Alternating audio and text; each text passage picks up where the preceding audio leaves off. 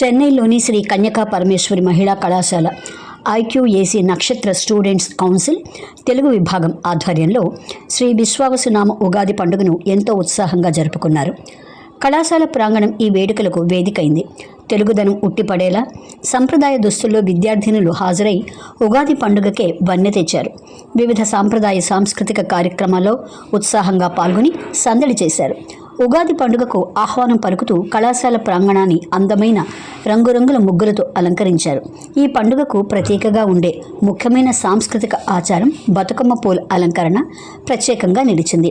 ఈ కార్యక్రమంలో గౌరవ correspondent Ootukuru Sarath Kumar, principal in charge doctor PB Vanitha, vice principal doctor MV Nappinnai, IQAC coordinator doctor P Bharani Kumari, Telugu విభాగాధిపతులు doctor T Mohanasri, doctor PS Mythili తదితరులు పాల్గొన్నారు.